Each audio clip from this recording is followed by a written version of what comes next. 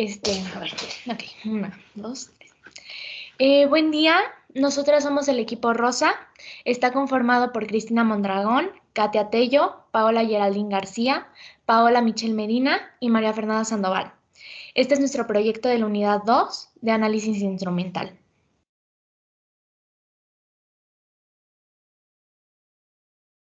Emisión de radiación.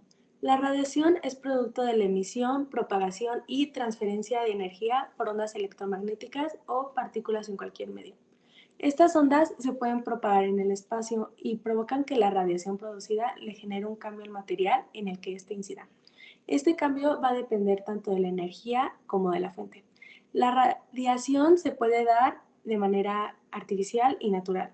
Algunos ejemplos que se pueden observar es la radio, la televisión, el microondas y los rayos X. Bueno, ¿cómo se produce? Cuando un electrón se aburre, sufre de un proceso de desexcitación y los electrones pasan de un estado de mayor energía a uno de menor. La diferencia de esta energía sale en forma de fotones. Y es cuando, ahí como se observa en la imagen, sale de manera.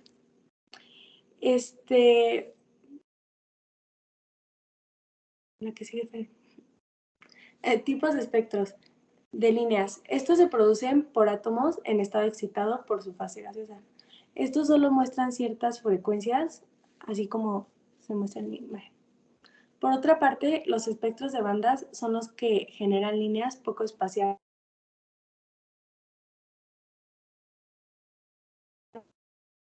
Información sobre la estructura y composición química.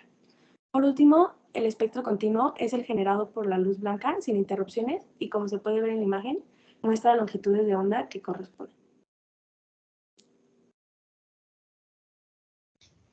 Ahora bien, la radiación la podemos clasificar en dos tipos, ionizante y no ionizante. La ionizante es aquella que es liberada por los átomos en forma de ondas electromagnéticas, por ejemplo, los rayos gamma o los rayos X, o bien por partículas como las partículas alfa, beta o neutrones. En la energía ionizante lo que sucede es que es tanta la energía que incide que ésta es capaz de destruir a los electrones de los átomos. Por la otra parte, la energía no ionizante es aquella donde la energía no es la suficiente como para poder eliminar a un electrón o a varios. Y lo único que es capaz de hacer es desplazarlos y en algunos casos también produce algunas alteraciones vibrátiles. Algunos ejemplos de esta es la luz visible, las ondas del radio o de la televisión o bien del microondas. Algunas aplicaciones de la emisión de radiación puede ser en la medicina, por ejemplo, en los radiodiagnósticos, la radioterapia o la medicina nuclear, que son usadas como tratamiento de algunas enfermedades como el cáncer. Por otra parte está el industrial, que se refiere a la esterilización de materiales, la medición de espesores o bien las densidades, así como las soldaduras, entre otras. Una industria en donde podemos ver mucho este tipo de aplicaciones es en la metalúrgica. Luego está también la agricultura, donde es utilizada para el control de plagas, la eficacia de absorción, también se usa para determinar la humedad y la conservación de alimentos. Esta es muy utilizada, por ejemplo, en el cultivo del maíz o de algunos otros cultivos agricultivos, y está pues también muy relacionada con la industria alimenticia. Finalmente también podemos aplicarla claramente en las investigaciones. Actualmente la emisión de radiación se utiliza muchísimo, por ejemplo, en el estudio de la biología celular y molecular del cáncer, en algunas otras patologías moleculares. Se ha utilizado sobre todo para estudiar la evolución genética y pues en el área de la medicina también ha colaborado para el desarrollo de fármacos. Por otra parte, tenemos un ejemplo donde se aplica la emisión de radiación, que es la lámpara de vapor de sodio a alta presión. Estas son unas fuentes de iluminación de las más eficientes que existen hoy en día y fueron creadas por la compañía Philips alrededor del año de 1932. Estas lámparas se caracterizan ya que las radiaciones que emiten son producidas por un espectro de emisión donde el espectro contiene bandas de un grosor mayor a las normalmente vistas y esto hace que el color de luz que generen sea un color amarillo muy brillante. El funcionamiento de estas lámparas tiene que ver con que la luz emitida es producida gracias al choque que se presenta entre los electrones libres y los átomos del gas que se encuentran en el tubo de descarga, como se puede observar en la imagen del lado izquierdo. Como consecuencia de estos choques es que los electrones se excitan y estos pasan a un nivel de mayor energía. Cuando los electrones que saltaron a un nivel de energía mayor regresan a la órbita original, emiten o liberan esa energía excedente como fotones y eso se puede apreciar como una radiación de luz. Entre los usos que se les pueden dar a estos artefactos, pues tiene que ver con la iluminación de interiores y de exteriores, sobre todo en naves industriales, en el alumbrado público o en la iluminación decorativa.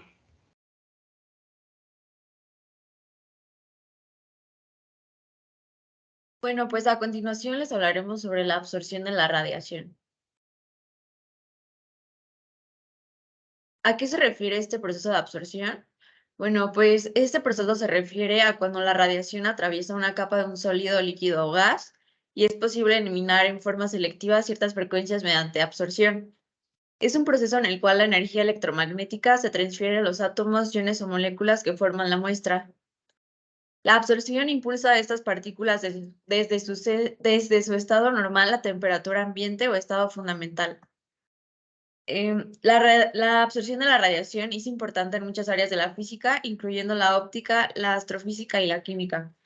Por ejemplo, la absorción de la luz por las plantas es esencial para la fotosíntesis, mientras que la absorción de la radiación en la atmósfera terrestre tiene un papel importante en la regulación del clima.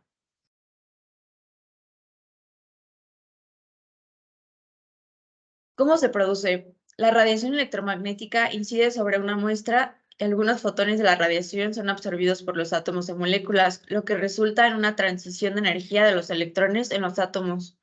Cuando mayor sea la concentración de los componentes absorbentes, mayor será la cantidad de radiación absorbida. La medición de la cantidad de radiación absorbida se realiza mediante un detector que convierte la radiación absorbida en una señal eléctrica. Aquí podemos ver el instrumental. La lámpara de cátodo es la fuente de luz. El quemador tiene por objeto colocar el elemento de estudio en un estado en el que se produzca la absorción de la luz.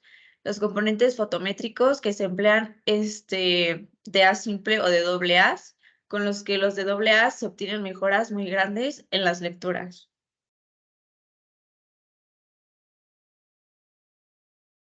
Estos son algunos datos importantes sobre la absorción.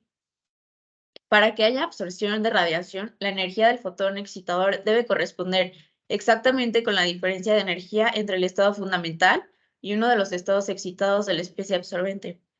También, como estas diferencias de energía son únicas para cada especie, el estudio de las frecuencias de radiación absorbida proporciona un medio para caracterizar los constituyentes de una muestra de materia.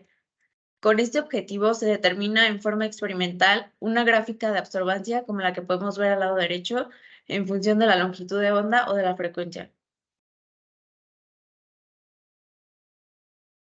El espectro de absorción es una representación gráfica de la relación entre la absorción de la radiación y la longitud de onda de la radiación utilizada en la medida.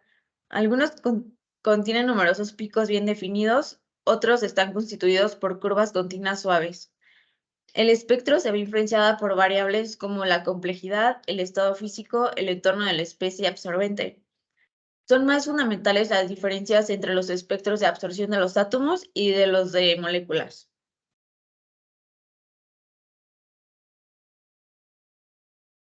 Y un ejemplo de espectro de absorción es este que podemos ver aquí, que es el espectro de absorción de la clorofila.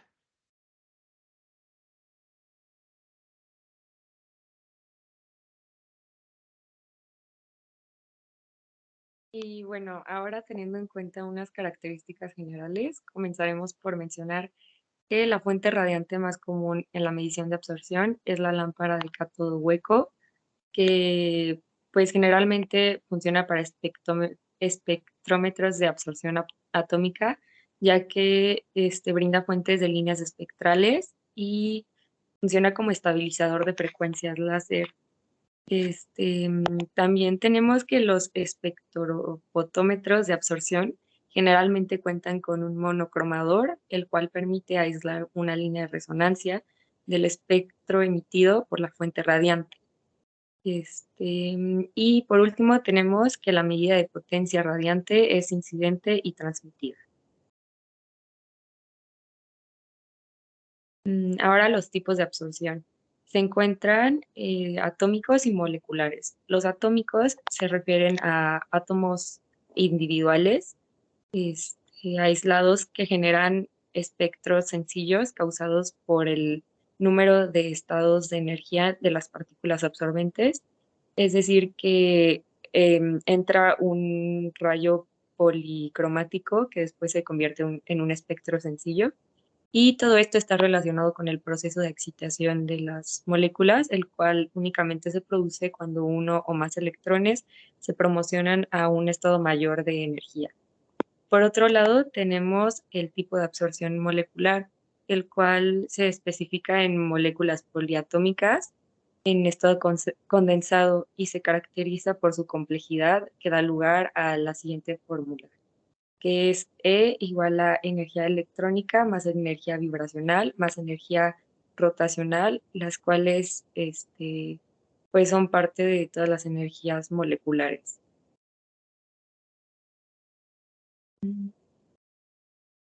Y bueno, aquí tenemos los ejemplos de los tipos de espectros de absorción. Como podemos ver, el espectro continuo pues es una línea de banda con todos los colores. El espectro de absorción es una línea de banda con colores, pero, o sea, sin unas partes. Y el espectro de emisión es lo contrario al espectro de absorción. Por lo tanto, se puede decir que si sumamos el espectro de absorción y emisión, tenemos como resultado el espectro continuo. Y bueno, algunas aplicaciones de lo que es la absorción es de que puede servir para el control de calidad en productos tanto farmacéuticos como alimenticios.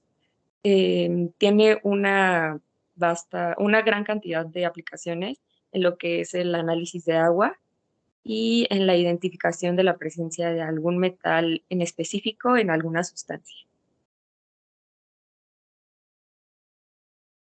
Bueno, y finalmente vamos a hablar sobre la ley de Beer.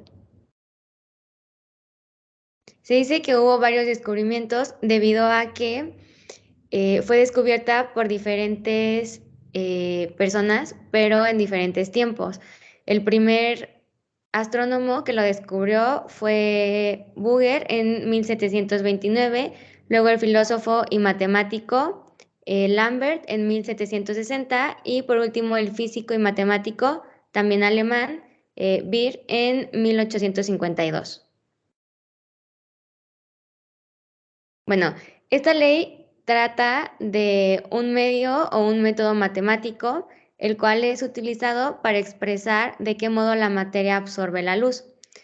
La muestra, la absorbancia es directamente proporcional a la longitud de la trayectoria a través de la solución y a la concentración del analito o especie absorbente.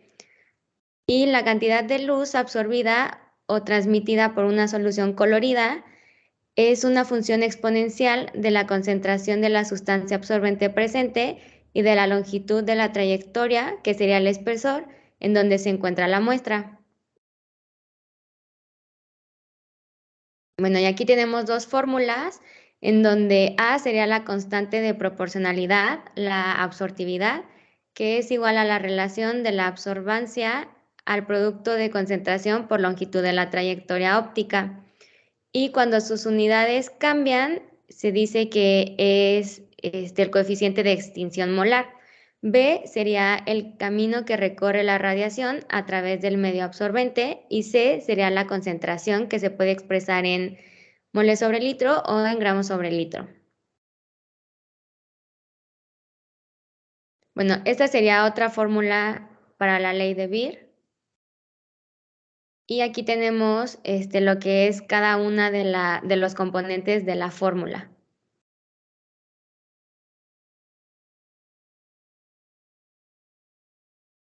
Y bueno, para que la ley sea válida se deben de cumplir 6 condiciones, que sería que el medio absorbente debe de ser homogéneo. Esto quiere decir que al menos en la zona donde interactúa solo tiene que haber una longitud de onda. Si hay más de una sustancia absorbente, estas deben actuar de manera independiente. El medio absorbente no debe dispersar la radiación, es decir, no puede haber turbidez. La luz solo puede traspasar la sustancia o ser absorbida por ella. La luz incidente debe estar formada por rayos paralelos, de manera que cada rayo atraviesa la misma longitud del medio absorbente. Para obtener mejores resultados, también la radiación incidente debería de ser monocromática, es decir, la luz incidente debe estar formada por ondas electromagnéticas de una sola longitud. Y por último, la luz incidente no debe de ser invasiva, o dicho de otra forma, no debe influir en los átomos o moléculas del medio absorbente. Y hay que tener en cuenta estas 6 condiciones para que se cumpla y se pueda usar la ley de Beer. Y si no se cumple, seguramente pues puede haber desviaciones y puede haber resultados erróneos. Y bueno, gracias a esta ley se puede determinar la concentración de soluto en una disolución a partir de la cantidad de luz que absorbe el soluto cuando el haz de luz atraviesa la muestra.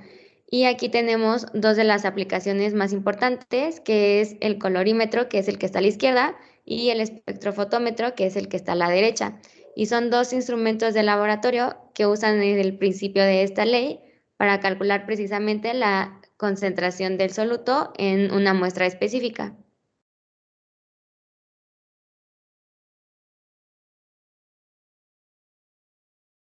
Bueno, nosotros concluimos que con base en lo investigado podemos decir que tanto la absorción como la emisión de la radiación generan diferentes consecuencias que ayudan en el estudio de muestras. Asimismo, se comprendieron y analizaron los diferentes tipos de partículas y espectros que se abarcan en cada uno de estos fenómenos. De esta manera, se pudo tener un mejor entendimiento sobre su importancia y no solamente a nivel teórico, sino práctico también. Por otra parte, la ley de Beer es una ecuación matemática que nos permite relacionar los conceptos de los fenómenos mencionados anteriormente y así poderles dar un valor explícito y funcional para el área de estudio en cuestión. Gracias.